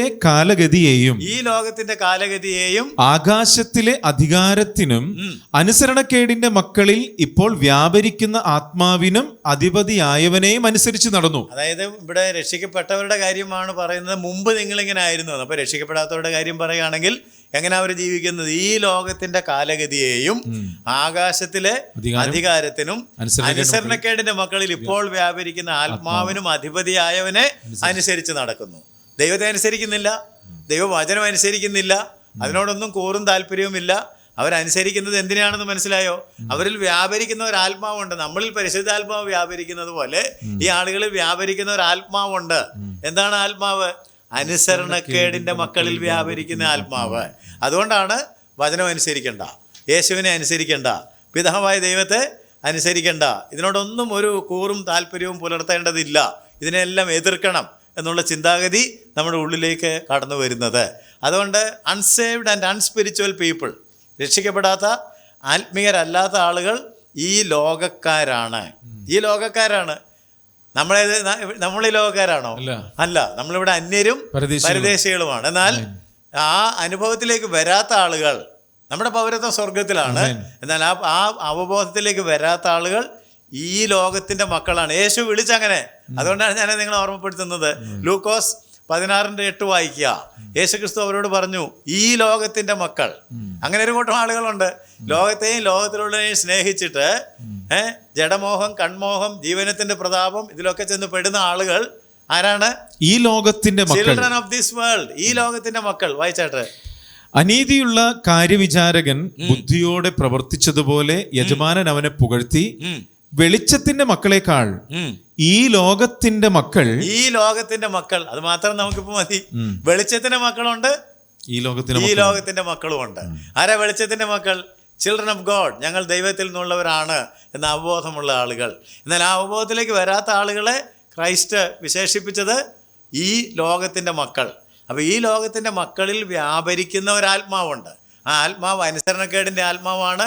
അവർ ദൈവത്തെ അനുസരിക്കുകയല്ല, ക്രിസ്തുവിനെ അനുസരിക്കുകയല്ല, ദൈവവചനം അനുസരിക്കുകയല്ല, പരിശുദ്ധാത്മാവിൻ്റെ ആലോചനകൾ അനുസരിക്കുകയില്ല. നമ്മുടെ കർത്താവായ യേശു ക്രിസ്തു ശാരീരികമായിട്ട് ഈ ലോകത്തിലായിരുന്നപ്പോൾ ഈ ലോകത്തിലുണ്ടായിരുന്ന ആളുകൾ അവനെ മനസ്സിലാക്കിയില്ല, അവനെ എതിർത്തു, അവനെ ക്രൂശിച്ചു. ഇല്ലേ? ഞാൻ പറഞ്ഞ മനസ്സിലായോ? യേശുക്രിസ്തു ഈ ലോകത്തിലെ ഇപ്പോഴും യേശുവിനെക്കുറിച്ച് നമ്മൾ പറയുമ്പോൾ, യേശുവിനെ പരിചയപ്പെടുത്തുമ്പോൾ അനുസരണക്കേടിൻ്റെ മക്കൾക്കിത് മനസ്സിലാകുന്നില്ല, അവർക്കത് ഉൾക്കൊള്ളാൻ പറ്റുന്നില്ല. അവരുടെ ആത്മീയ അന്ധകാരം മാറി സത്യവെളിച്ചം അവരുടെ ഉള്ളിൽ പ്രകാശിച്ചെങ്കിൽ മാത്രമേ, അതുകൊണ്ടാണ് പൗലോസ് പ്രാർത്ഥിച്ചത്, അവരുടെ ഹൃദയദൃഷ്ടി പ്രകാശിപ്പിച്ചിട്ട് അവർക്ക് ദൈവത്തിൻ്റെ വിളി മനസ്സിലാക്കുവാൻ, അതിലുള്ള ഹോപ്പ് എന്താണെന്ന് മനസ്സിലാക്കുവാൻ ദൈവം കൃപ കൊടുക്കട്ടെ എന്ന് പ്രാർത്ഥിച്ചത്. അതുകൊണ്ട് ലോകം യേശുവിനെ മനസ്സിലാക്കിയില്ല, അന്നും മനസ്സിലാക്കിയില്ല, ഇന്നും മനസ്സിലാക്കാൻ ബുദ്ധിമുട്ടുന്നു. കാരണം എന്താ? ക്രിസ്തുവിനെ എതിർക്കുന്ന, പിതാവായ ദൈവത്തെ എതിർക്കുന്ന ശത്രുവിൻ്റെ ആത്മാവ് ഈ ലോകത്തിൽ വ്യാപരിച്ചുകൊണ്ടാണ് ഇരിക്കുന്നത്. നമുക്ക് യോഹന്നാൻ്റെ ലേഖനമാണല്ലോ പഠിക്കുന്നത്. 1 യോഹന്നാൻ 3-ാം അധ്യായത്തിൻ്റെ 1-ാം വാക്യം വായിക്കുകയാണെങ്കിൽ നമ്മൾ അതിൻ്റെയൊക്കെ ഒരു ഭാഗം നമ്മൾ എടുക്കാറുണ്ട് കേട്ടോ. തുടക്കം എങ്ങനെ നമുക്ക് ഇഷ്ടമുള്ള വാക്യ, കാൺമീൻ നാം ദൈവമക്കൾ എന്ന് വിളിക്കപ്പെടുവാൻ പിതാവ് നമുക്ക് എത്ര വലിയ സ്നേഹം നൽകിയിരിക്കുന്നു, അങ്ങനെ തന്നെ നാം ആകുന്നു. നമുക്കെല്ലാം ഇഷ്ടമുള്ള ഭാഗമാണ്. ഇതിനൊരു സെക്കൻഡ് പാർട്ടുണ്ട്. എന്താ അത്? ലോകം അവനെ അറിഞ്ഞിട്ടില്ലായക കൊണ്ട്. ലോകം അവനെ അറിഞ്ഞിട്ടില്ല, അതുകൊണ്ട് നമ്മയും അറിയുന്നില്ല. ലോകം അപ്പൊ നമ്മളോട് ചോദിക്കും, നിങ്ങളെന്താ അന്യഗ്രഹ ജീവികളാണോ? നിങ്ങളെന്താ ഈ ഫാഷൻ ഫോളോ ചെയ്യാത്തത്, ഈ മ്യൂസിക് ഫോളോ ചെയ്യാത്തത്, ഈ സ്പോർട്സ് ഫോളോ ചെയ്യാത്തത്, ഈ സാമ്പത്തിക പ്രമാണങ്ങൾ നിങ്ങൾ അനുസരിക്കാത്തത്, ഈ രാഷ്ട്രീയ പ്രമാണങ്ങളിൽ നിങ്ങളെ കാണാത്തത്? എന്താ കാണാത്തത്? നാം ദൈവത്തിൽ നിന്നുള്ളവർ. കാൺമീൻ നാം ദൈവമക്കൾ. എന്നാൽ വേറൊരു കൂട്ടത്തെക്കുറിച്ച് പറയാണ്, ലോകം അവനെ അറിഞ്ഞിട്ടില്ലായതുകൊണ്ട്. അവനെ അറിഞ്ഞിട്ടില്ല, അവനെ അറിഞ്ഞവരെയും അവർക്കറിയാൻ പാടില്ല, നമ്മെയും അറിയുന്നില്ല. മനസ്സിലായോ? നമ്മൾ 1-ാം വാക്യം 2 ഭാഗങ്ങൾ എടുക്കണം, ഒരു ഭാഗം മാത്രം എടുത്താൽ പോരാ. നാം ദൈവമക്കളാണ്, എന്നാൽ അതിനൊരു ബദലുണ്ട്. ലോകം അവനെ അറിഞ്ഞിട്ടില്ല, നമ്മെയും അറിയുന്നില്ല. അങ്ങനെ ഒരു പ്രതിഭാസം ഉണ്ടെന്ന്. അതിനെക്കുറിച്ചാണ് ദൈവം വെറുക്കുന്ന സ്നേഹം എന്ന് ഞാൻ നിങ്ങളെ ഓർമ്മപ്പെടുത്തുന്നത്. എന്നാൽ ഒരു വിശ്വാസിയെക്കുറിച്ച്, ഒരു യഥാർത്ഥ ക്രിസ്ത്യാനിയെക്കുറിച്ച് ചിന്തിക്കുക. He is A member of the human world, അല്ലേ? ഈ മാനുഷിക ലോകത്തിലെ, പ്രപഞ്ചത്തിലെ മനുഷ്യവർഗം എന്ന് പറയുന്നതിൻ്റെ ഒരു ഭാഗം തന്നെയാണ് ക്രിസ്ത്യാനി. പക്ഷേ he is not living for the physical world. ഈ ഭൗതിക ലോകത്തിന് വേണ്ടി അല്ല അവൻ ജീവിക്കുന്നത്. ആണോ? നമ്മൾ ഈ ഭൗതിക ലോകത്തിലാണ്, എന്നാൽ നാം ഈ ഭൗതിക ലോകത്തിന് വേണ്ടി ജീവിക്കുന്നവർ അല്ല. പിന്നെ ആർക്ക് വേണ്ടി ജീവിക്കുന്നവരാണ്? നമ്മളിൽ വ്യാപരിക്കുന്നത് പരിശുദ്ധാത്മാവായതുകൊണ്ട് നാം പൈശാചിക വ്യവസ്ഥകളെ എതിർത്തുകൊണ്ട് സ്വർഗത്തിൽ നമ്മുടെ പൗരത്വം ഇരിക്കുന്നത് കൊണ്ട് ക്രിസ്തുവിനായിട്ട്, ദൈവഹിതത്തിനായിട്ട് ജീവിക്കുന്നവരാണ്. യേശുവിനെ ലോകം വെറുത്ത കാര്യം ഞാൻ നിങ്ങളോട് പറഞ്ഞു. യേശു അത് ശിഷ്യന്മാരെ പഠിപ്പിച്ചു. നമുക്ക് ഈ ലോകത്തിൽ എന്തുകൊണ്ടാണ് എതിർപ്പും വെറുപ്പും ഒക്കെ ഉണ്ടാകുന്നുള്ള ഗ്രഹിക്കാൻ യോഹന്നാൻ 15-ാം അധ്യായത്തിൻ്റെ 18-19 വാക്യങ്ങൾ വായിക്കുമ്പോൾ, യോഹന്നാന്റെ സുവിശേഷം 15-ാം അധ്യായത്തിന്റെ 18-19 വാക്യങ്ങൾ. ലോകം നിങ്ങളെ പകയ്ക്കുന്നുവെങ്കിൽ. കണ്ടോ? ലോകം നിങ്ങളെ പകയ്ക്കുന്നു. എന്തുകൊണ്ടാണ് ലോകം നമ്മളെ പകയ്ക്കുന്നതെന്ന് മനസ്സിലാവുന്നുണ്ടോ? Because we don't belong here. നാം ഇവിടുത്തുകാരല്ലാത്തത് കൊണ്ടാണ്. ലോകം നിങ്ങളെ പകയ്ക്കുന്നുവെങ്കിൽ അത് നിങ്ങൾക്ക് മുമ്പേ എന്നെ പകച്ചിരിക്കുന്നു എന്നറിവിൻ. നിങ്ങൾ ലോകക്കാർ ആയിരുന്നുവെങ്കിൽ ലോകം തനിക്ക് സ്വന്തമായതിനെ സ്നേഹിക്കുമായിരുന്നു. ലോകം തനിക്ക് സ്വന്തമായവർ, നമ്മൾ ആ കൂട്ടത്തിൽപ്പെട്ടവരല്ലെന്ന്. നമ്മൾ അന്യരും പരദേശികൾ. ലോകം തനിക്ക് സ്വന്തമായതിനെ സ്നേഹിക്കുമായിരുന്നു. എന്നാൽ നിങ്ങൾ ലോകക്കാരായിരിക്കാതെ ഞാൻ നിങ്ങളെ ലോകത്തിൽ നിന്നും തെരഞ്ഞെടുത്തത് കൊണ്ട് ലോകം നിങ്ങളെ പകയ്ക്കുന്നു. വാക്യത്തിന്റെ അർത്ഥം വല്ലതും മനസ്സിലാകുന്നുണ്ടോ? ഇവിടെ ഈ ലോകം എന്ന് പറഞ്ഞത് എന്താ? The system that is controlled by Satan. പിശാചിനാൽ നിയന്ത്രിതമായ ഒരു വ്യവസ്ഥിതിയുണ്ട്. ആ വ്യവസ്ഥിതിക്ക് അധീനപ്പെട്ട് ജീവിക്കുന്നത് കൊണ്ട് അവർ ക്രിസ്തുവിനെ പകയ്ക്കുന്നു, ക്രിസ്തുവിനോട് താല്പര്യമുള്ളവരെയും പകയ്ക്കുന്നു. ലോകം നിങ്ങളെ പകയ്ക്കുന്നുവെങ്കിൽ അത് നിങ്ങൾക്ക് മുമ്പേ എന്നെ പകച്ചിരിക്കുന്നുവെന്ന് അറിവീൻ. നിങ്ങൾ ലോകക്കാർ ആയിരുന്നുവെങ്കിൽ ലോകം തനിക്ക് സ്വന്തമായതിനെ സ്നേഹിക്കുമായിരുന്നു. എന്നാൽ നിങ്ങൾ ലോകക്കാരായിരിക്കാതെ ഞാൻ നിങ്ങളെ ലോകത്തിൽ നിന്ന് തിരഞ്ഞെടുത്തത് കൊണ്ട് ലോകം നിങ്ങളെ പകയ്ക്കും. അപ്പോൾ നമ്മൾ ലോകത്തിലാണ്, പക്ഷേ ഈ ലോകത്തിലാണ് ജീവിക്കുന്നതെങ്കിലും ഈ ലോകക്കാരെ നമ്മൾ ലോകക്കാരല്ല. ആമേൻ. കാരണം ലോകത്തിൽ നിന്ന് ദൈവം നമ്മളെ തെരഞ്ഞെടുത്തു. നാം വിളിച്ച് വേർതിരിക്കപ്പെട്ടവരാണ്. ഈ ലോകത്തിൽ ജീവിക്കുന്നെന്ന് മാത്രമേ ഉള്ളൂ, നമ്മൾ ഈ ലോകക്കാർ അല്ല. വേറെ തരത്തിൽ ഞാൻ പറഞ്ഞാൽ, ഒരു വിശ്വാസിയുടെ പെർമനൻറ്റ് ഹാബിറ്റാറ്റ്, സ്ഥിരമായിട്ടുള്ള താമസം അല്ലെങ്കിൽ നാച്ചുറൽ ഹാബിറ്റാറ്റ് എന്ന് പറയുന്നത് ഈ ഭൂമിയല്ല, ഈ ലോകമല്ല. നമ്മളിവിടെ അതുകൊണ്ടാണ് അന്യർ പരദേശികൾ എന്നൊക്കെ പറയുന്നത്. ഇവിടെ നാം താൽക്കാലിക വാസികളാണ്, കുറച്ച് കാലത്തേക്ക് ഇവിടെ താമസിക്കുന്നു എന്നും പരദേശികളാണ്, വേറൊരു ദേശത്തേക്ക് യാത്ര ചെയ്യുന്നവരാണ്, തൽക്കാലം ഇവിടെ താമസിക്കുന്നു എന്ന് മാത്രമേ ഉള്ളൂ. ഫിലിപ്പി ലേഖനം 3-ാം അധ്യായത്തിന്റെ 20-ാം വാക്യം സകലർക്കും അറിയാം. നമ്മുടെ പൗരത്വമോ സ്വർഗത്തിലാകുന്നു. നാം ഭൂമിയിലുള്ളതല്ല, സ്വർഗത്തിലുള്ളതാണ് ചിന്തിക്കുന്നത്. Why? Because we don't belong here. നാം ഇവിടുത്തുകാരല്ല, നാം സ്വർഗത്തിലുള്ളവരാണ്. ഭൂമിയിലല്ല നമ്മുടെ പൗരത്വം. 3:20 ഫിലിപ്പിയ ലേഖനം. ഇവിടെ നമ്മുടെ പൗരത്വമോ സ്വർഗത്തിലാകുന്നു. നമ്മുടെ പൗരത്വമോ സ്വർഗത്തിലാകുന്നു. അവിടെ നിന്നും കർത്താവായ യേശുക്രിസ്തു രക്ഷിതാവായി വരും എന്ന് നാം കാത്തിരിക്കുന്നു. അപ്പൊ നമ്മുടെ പൗരത്വം ഇവിടെ അല്ല, നമ്മളിവിടെ താമസിക്കുന്നു എന്ന് മാത്രം. ഇവിടെ പ്രവാസികളാണ്, ഇവിടെ അന്യരാണ്, സ്ട്രേഞ്ചേഴ്സ് ആൻഡ് പിൽഗ്രിംസ്. അന്യരാണ്, പരദേശികളാണ്. നമ്മുടെ പൗരത്വം സ്വർഗത്തിലാണ്. അപ്പൊ നമുക്ക് ജീവിക്കാനുള്ള റിസോഴ്സസ് അല്ലെങ്കിൽ കൃപ എവിടുന്നാ വരുന്നത്? It comes from the father, heavenly father. അതുകൊണ്ടാണ് ഈ വകയൊക്കെയും നിങ്ങൾക്ക് ആവശ്യം എന്ന് സ്വർഗസ്ഥനായ നിങ്ങളുടെ പിതാവ് അറിയുന്നു. നമ്മോട് ചിലപ്പോൾ ചോദിക്കും, നിങ്ങൾ ഈ നാട്ടുകാരല്ലെങ്കിൽ പിന്നെ എങ്ങനെ ഇവിടെ ജീവിക്കുന്നതെന്ന്. തൽക്കാലം ഇവിടെ ജീവിക്കാനാണ് ദൈവം നമ്മളെ കുറിച്ച് ഉദ്ദേശിക്കുന്നത്. കാരണം എന്താ? ഈ ദൈവത്തെക്കുറിച്ച് മറ്റുള്ളവരോട് പറയണം. അവന്റെ നല്ല വിശ്വസ്ത സാക്ഷികളായിട്ട് ഇരിക്കുവാൻ നമ്മെക്കുറിച്ച് അവൻ ആഗ്രഹിക്കുന്നു. അതുകൊണ്ട് നമ്മൾ ഈ ലോകത്തിലായിരിക്കണം. എന്നാൽ ലോകത്തിൽ നമ്മൾ വിളിച്ച് വേർതിരിക്കപ്പെട്ടവരാണ്. സഭയെന്ന് പറഞ്ഞാൽ തന്നെ വിളിച്ച് വേർതിരിക്കപ്പെട്ടവർ, എക്ലീഷ്യ, കോൾഡ് ഔട്ട് പീപ്പിൾ എന്നാണ്. നമ്മളിവിടെ ആയിരിക്കും, പക്ഷെ വി ആർ കോൾഡ് ഔട്ട്. അതുകൊണ്ടാണ് നമ്മൾ നേരത്തെ വായിച്ച വാക്യത്തിൽ നാം ദൈവത്തിൽ നിന്നുള്ളവർ എന്ന് നാം അറിയുന്നു, എന്നാൽ സർവ്വലോകവും ദുഷ്ടന്റെ അധീനതയിൽ കിടക്കുന്നു. നാം ദൈവത്തിന്റെ മക്കളാണ്, എന്നാൽ ലോകം അവനെ അറിഞ്ഞിട്ടില്ല, നമ്മെയും അറിയുന്നില്ല. 2 ഗ്രൂപ്പ് ആളുകളാണ് ഈ ലോകത്തിലുള്ളത്. നാം വിളിച്ച് വേർതിരിക്കപ്പെട്ടവരാണ്. നമുക്ക് ജീവിക്കാനുള്ള എല്ലാ റിസോഴ്സസും ദൈവത്തിൽ നിന്നാണ്, സ്വർഗത്തിൽ നിന്നാണ് വരുന്നത്. നമ്മുടെ പൗരത്വം സ്വർഗത്തിലാണ്. നിങ്ങൾ ഈ സ്കൂബ ഡൈവേഴ്സിനെ കണ്ടിട്ടുണ്ടെങ്കിൽ, സ്കൂബ ഡൈവേഴ്സ് അതായത് കടലിൻ്റെ അടിയിലേക്ക് ഊളിയിട്ട് പോകുന്ന ആളുകളെ കണ്ടിട്ടുണ്ടെങ്കിൽ, അവരെ ഈ കടലിൻ്റെ അടിയിൽ പര്യവേഷണമൊക്കെ നടത്തും. അവിടുത്തെ ജീവികളെക്കുറിച്ചൊക്കെ പഠിക്കുമ്പം അവിടെ സർവൈവ് ചെയ്യാനായിട്ട് പ്രത്യേക ഒരു ഡ്രസ്സ് ഇട്ടുകൊണ്ടാണ് പോകുന്നത്, അല്ലേ? അവർക്ക് പ്രത്യേക മാസ്ക്, പ്രത്യേക ഡ്രസ്സ്, പിന്നെ മീനിനെ പോലെ നീന്താനായിട്ട് കാലിലും കയ്യിലും ഒക്കെ ചിറവൊക്കെ വെച്ച് പോകുന്ന കണ്ടിട്ടുണ്ടോ? പോയിട്ടില്ലെങ്കിൽ ചിത്രങ്ങളെങ്കിലും കണ്ടിട്ടുണ്ടെങ്കിൽ ഇതുപോലാണ് നമ്മൾ ഈ ലോകത്തിൽ ഇങ്ങനെ ജസ്റ്റ് ഇങ്ങനെ നീന്തി ഒന്ന് നടന്ന് കുറച്ച് സമയം കഴിഞ്ഞങ്ങ് പോകുന്നെന്ന് മാത്രമേ ഉള്ളൂ. ഇവിടെ ജീവിക്കാനായിട്ട് ഇത് നമ്മുടെ നാച്ചുറൽ ഹാബിറ്റാറ്റ് അല്ല, സ്വാഭാവിക ഭവനമല്ല ഇത്. ഇവിടെ നമ്മൾ അന്യരാണ്, പരദേശികളാണ്. ഒരു സ്പെഷ്യൽ എക്യുപ്മെൻറ്റ് ഫോർ ബ്രീതിങ്, ശ്വസിക്കുന്നതിനും ചരിക്കുന്നതിനുമുള്ള ഒരു പ്രത്യേക സംവിധാനം ദൈവത്തിൽ നിന്ന് പ്രാപിച്ചുകൊണ്ടാണ് ഇവിടെ നാം ജീവിക്കുന്നത്. അതങ്ങനെ അല്ലാത്തത് കൊണ്ടാണ്, ഇവിടുത്തേതെല്ലാം ശ്വസിച്ച് ഇവിടുത്തെ രീതിയിൽ ജീവിക്കുന്നത് കൊണ്ടാണ് ഫാഷൻ നമുക്ക് കയറുന്നത്, മ്യൂസിക് കയറുന്നത്, അല്ലേ? എല്ലാ കാര്യങ്ങളും നമ്മളിലേക്ക് കയറിയിട്ട് നാം ലോകത്തോട് അനുരൂപപ്പെടുന്നത് എന്തുകൊണ്ടാണെന്ന് ചോദിച്ചാൽ, നമ്മളിവിടെ പ്രത്യേകതയുള്ളവരാണെന്ന് നമ്മൾ കരുതുന്നേ ഇല്ല. നമ്മുടെ കുഞ്ഞുങ്ങളൊക്കെ സ്കൂളിൽ പോയിട്ട് വന്നിട്ട് ചോദിക്കുമല്ലോ, പലരും ചോദിക്കാറുണ്ട്, എന്താ പ്രത്യേകത? നമ്മുടെ ദൈവം മാത്രമേ ദൈവമുള്ളൂ, അവരുടെ ദൈവത്തിന് എന്താ കുഴപ്പമെന്നൊക്കെ ചോദിക്കാറുള്ളത് നിങ്ങൾ കേട്ടിട്ടുണ്ടെങ്കിൽ അവർക്കത് തിരിച്ചറിയാൻ പറ്റുന്നില്ല. അവരെ ഈ സത്യത്തിലേക്ക് നയിക്കുവാനുള്ള വലിയ ഉത്തരവാദിത്വം, വലിയ വെല്ലുവിളി നമ്മുടെ മുമ്പിലുണ്ട് എന്ന് നാം അറിഞ്ഞിരിക്കേണ്ടതാണ്. അവർ നമ്മളിൽ കാണണം, നമ്മൾ ഈ നാട്ടുകാരല്ല, നമ്മളിവിടെ ജസ്റ്റ് ടച്ചിങ് എന്ന് വേണമെങ്കിൽ പറയാം. ഇവിടെ തൊട്ടിങ്ങനെ കടന്നു പോകുന്ന വെറും അന്യരും പരദേശികളും. നമ്മുടെ പൗരത്വമോ സ്വർഗത്തിൽ. അതുകൊണ്ട് ഇവിടെ നമ്മൾ താൽക്കാലികമായിട്ട് ജീവിക്കുന്നത് മാത്രമേ ഉള്ളൂ. നമ്മുടെ സ്ഥിരവാസം, നമ്മുടെ കൂറ്, നമ്മുടെ ചിന്ത, നമ്മുടെ പൗരത്വം എല്ലാം സ്വർഗത്തിലാണ്. പിന്നെ ഇവിടെ എങ്ങനെ ജീവിച്ചു പോകുന്നതെന്ന് ചോദിച്ചാൽ ചിലർക്ക് അങ്ങനെയാണെങ്കിൽ പിന്നെ നിങ്ങളെങ്ങനെ ഇവിടെ ജീവിച്ചു പോകുന്നത്? അതിനൊക്കെ ഉത്തരവുണ്ട്. ഇവിടെ ജീവിച്ചു പോകുന്നതിൻ്റെ കാരണം മറ്റുള്ളവരിൽ അനുസരണക്കേടിൻ്റെ മക്കളിൽ വ്യാപരിക്കുന്ന ഒരു ആത്മാവുള്ളപ്പോൾ നമുക്ക് പരിശുദ്ധാത്മാവുണ്ട്. So we live here by the Holy Spirit. പരിശുദ്ധാത്മാവിൻ്റെ സഹായത്താലാണ് നാം ഇവിടെ ജീവിക്കുന്നത്. അത് മാത്രമല്ല, സ്പിരിച്വൽ റിസോഴ്സസ്, ആത്മീയമായിട്ടുള്ള ആവശ്യമുള്ള കാര്യങ്ങളൊക്കെ നമുക്ക് ലഭിക്കുന്നതിനായിട്ട് നമുക്കൊരു കമ്മ്യൂണിക്കേഷൻ ഡിവൈസ് ഉണ്ട്, പ്രാർത്ഥന.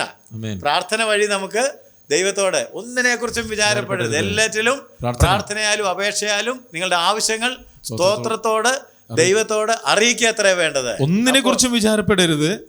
എല്ലാറ്റിലും പ്രാർത്ഥനയാലും അപേക്ഷയാലും നിങ്ങളുടെ ആവശ്യങ്ങൾ സ്തോത്രത്തോടുകൂടെ ദൈവത്തോട് അറിയിക്കുക അത്രേ വേണ്ടത്. So we have the Holy Spirit. Amen. We have a special privilege of talking to God. Amen. Called prayer.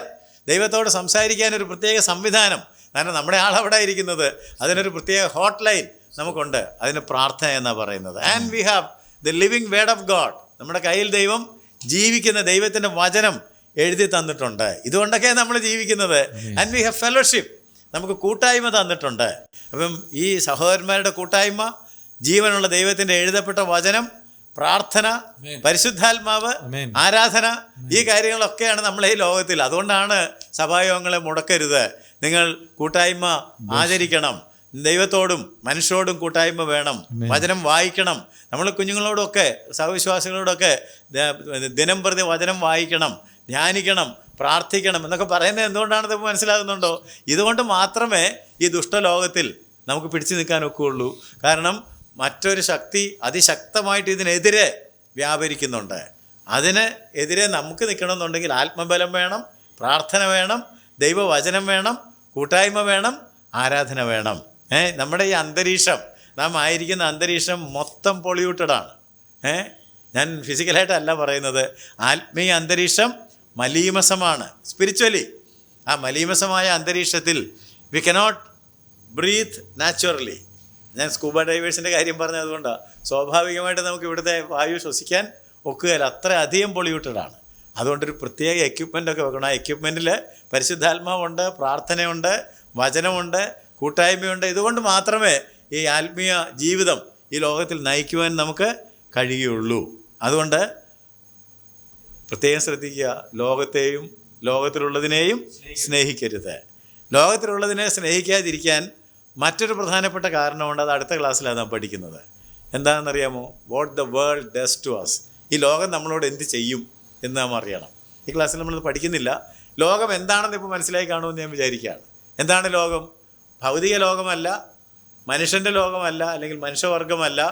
പിശാചിനാൽ നിയന്ത്രിക്കപ്പെടുന്ന ഒരു വ്യവസ്ഥിതിയുണ്ട്. ആ വ്യവസ്ഥിതിയാണ് ഈ ലോകത്തിലെ എല്ലാ കാര്യങ്ങളെയും തീരുമാനിക്കുന്നത്. സർവ്വലോകവും ദുഷ്ടൻ്റെ അധീനതയിൽ കിടക്കുന്നു. എന്നാൽ നാം ദൈവത്തിൽ നിന്നുള്ളവരാണ്. നാം കാൺമീൻ ദൈവമക്കളെന്ന് വിളിക്കപ്പെടുവാൻ പിതാവ് നമ്മളോട് എത്ര വലിയ സ്നേഹം. എന്നാൽ ഈ ലോകം അവനെ അറിഞ്ഞിട്ടില്ല, അവർക്ക് നമ്മൾ ഈ ലോകത്തിലാണെങ്കിലും നാം ലോകക്കാരല്ല. അതുകൊണ്ട് ഈ ലോകക്കാരല്ലാതെ അന്യരും പരദേശികളുമായി ജീവിക്കുവാൻ, പൗരത്വം സ്വർഗത്തിലുള്ളവരായി ജീവിക്കുവാൻ ദൈവം നമുക്ക് ധാരാളം കൃപകൾ തന്നിട്ടുണ്ട്. അത് ഉപയോഗിച്ച് ഈ ലോകത്തിൽ എത്ര വിശുദ്ധ ജീവനവും ഭക്തിയുമുള്ളവരായിരിക്കണം എന്ന് പത്രോസ് നമ്മളോട് പറയുന്നു. അപ്പോൾ നമുക്ക് ഭാരങ്ങൾ വരാം, എന്നാൽ ഒന്നിനെക്കുറിച്ചും വിചാരപ്പെടാതെ സകല ബുദ്ധിയെയും കവിയുന്ന ദൈവസമാധാനത്തോടെ ഈ ലോകത്തിൽ നമ്മുടെ ആയുസ്സ് കഴിക്കുവാൻ ദൈവം നമ്മളെ സഹായിക്കട്ടെ. ലോകത്തെയും ലോകത്തിലുള്ളതിനെയും സ്നേഹിക്കരുത്. ദൈവം വെറുക്കുന്ന സ്നേഹം. എന്താണ് ആ സ്നേഹം? ലോകത്തോടുള്ള നമ്മുടെ സ്നേഹം. നമുക്ക് ദൈവത്തെ സ്നേഹിക്കാം, പരസ്പരം സ്നേഹിക്കാം. ലോകത്തെ സ്നേഹിക്കാതെ നമുക്ക് മുമ്പോട്ട് പോകാം. എന്തുകൊണ്ട് ലോകത്തെ സ്നേഹിക്കരുതെന്ന് ചോദിച്ചാൽ, ലോകം എങ്ങോട്ട് പോകുന്നു, എന്ത് ചെയ്യുന്നു, നമ്മൾ ആരാണ്, ഈ കാര്യങ്ങൾ വരും ക്ലാസ്സുകളിൽ നമുക്ക് പരിശോധിക്കാം. ഈ വചനങ്ങളാൽ ദൈവം നമ്മളെ സഹായിക്കട്ടെ. എല്ലാ മഹത്വവും കർത്താവിന് കൊടുക്കുന്നു. സ്തോത്രം. ആമേൻ.